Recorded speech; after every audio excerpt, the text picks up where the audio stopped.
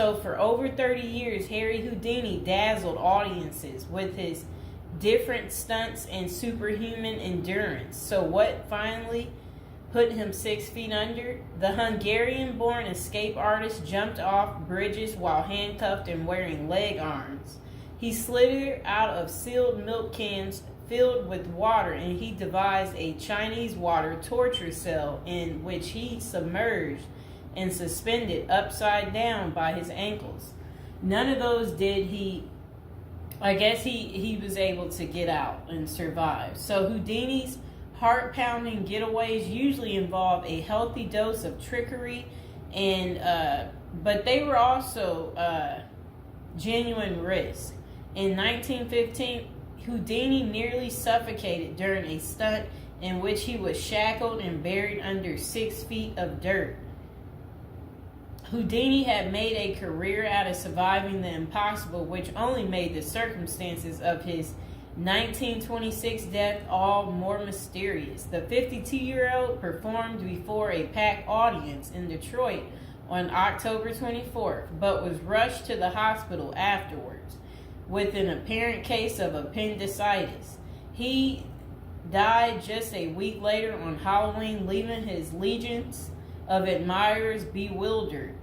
Okay, so an obituary in the New York Times expressed shock at the passing of the man who so often had seemed to thousands to be cheating the very jaws of death. And I want to talk about something else. So I've been to Detroit, and I don't remember anybody talking about Houdini there. And I think they should have had some of his cool, iconic stuff there.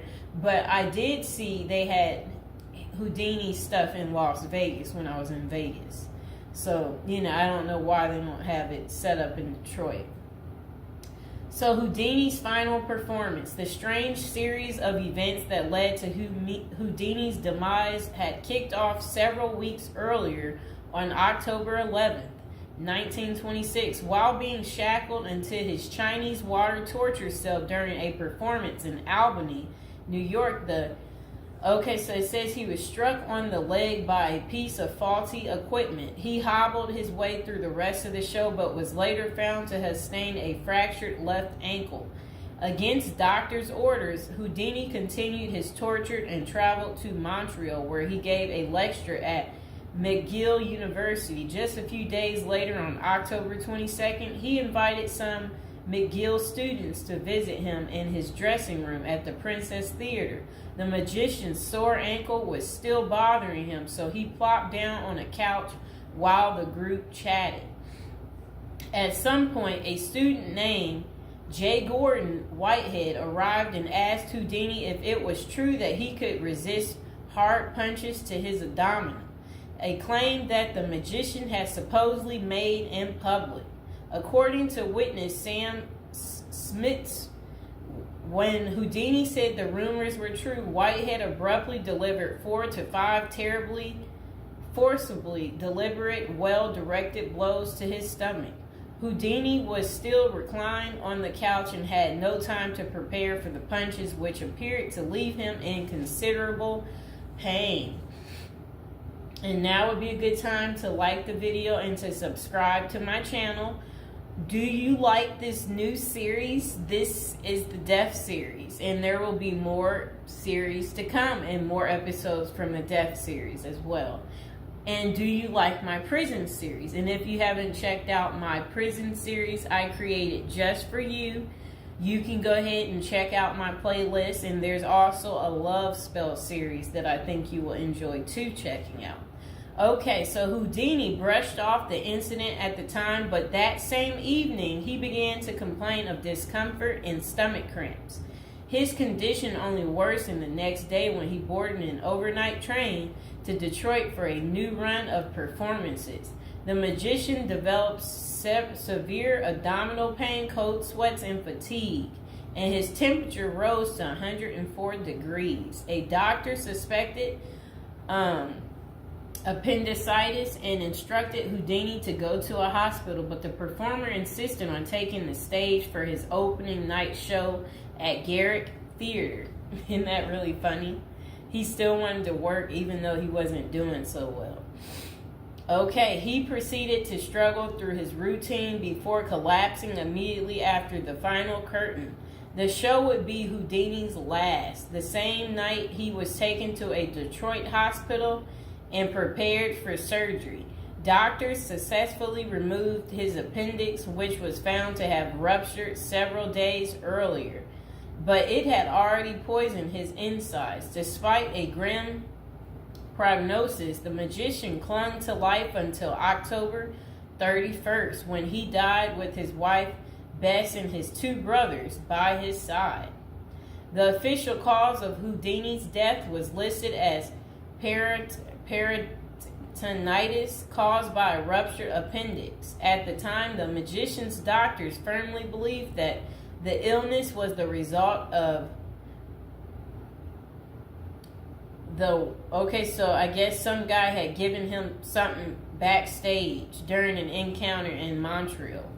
Okay, so such cases of traumatic appendicitis are extraordinarily rare. One study found only a couple dozen instances over a nearly 20-year period, but in 1926 the diagnosis was widely accepted.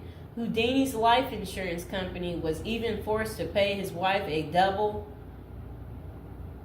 for accidental death. Okay, so doubts arise over the escape artist's death. Houdini was laid to rest in Queens, New York. And this is what his little, I never knew that was where he is.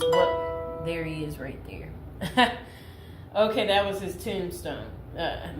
Okay, so look, maybe I can put that tombstone as the thumbtack, people. Okay, so Houdini was laid to rest in Queens on November 4th, 1926, but rumors about his unusual death have persisted ever since.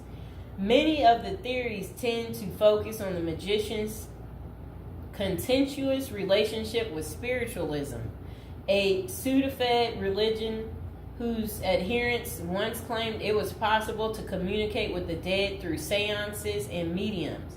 Houdini, a born skeptic, had spent much of the 1920s on a mission to debunk the spiritualist claims and expose its top psychics as frauds. The Crusades earned him several $1 million worth of lawsuits and more than a few enemies, but at the time of his demise, he showed no signs of letting up. Just a few months earlier, he had testified in front of Congress in support of a bill to outlaw fortune-telling in Washington, D.C. Could Houdini's meddling have gotten him killed?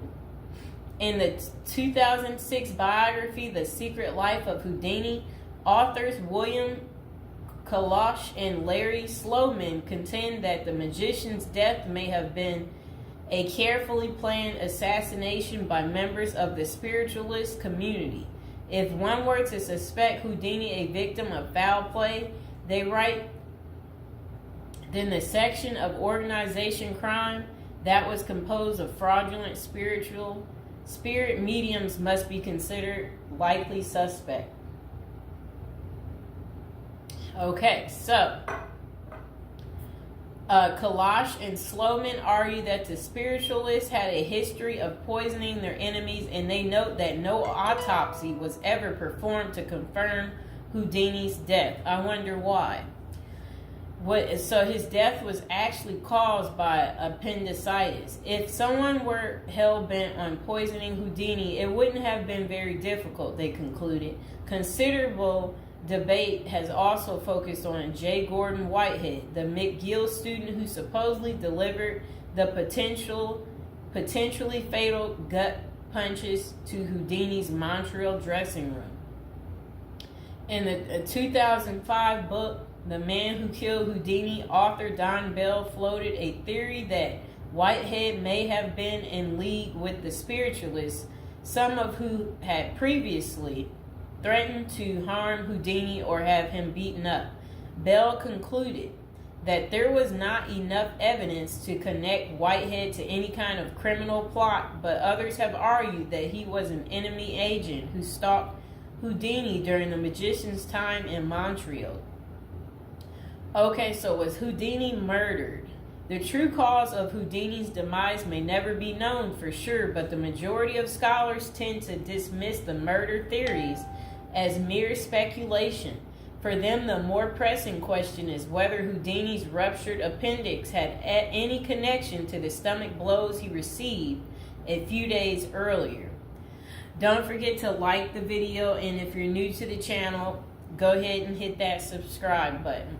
So while the evidence shows that such conditions is indeed possible, many consider it more likely that Whitehead's punches simply caused Houdini to ignore an already existing case of appendicitis. By the time the magician finally sought out treatment, the theory goes it was already too late. Interestingly, perhaps the most sought after source for information about Houdini's death is none other than Houdini himself in what amounted to his ultimate test of the spiritualist's claims. The magician promised his wife Bess that he would try to communicate with her from beyond the grave. Bess went to hold an annual Houdini seance for 10 years before finally abandoning the search in 1936. Fans and fellow magicians have since made the seance a Halloween tradition, but thus far, the great Houdini's ghost has refused to speak. I wonder why. So I hope you guys enjoyed hearing about what happened to Harry Houdini and how he passed away on Halloween.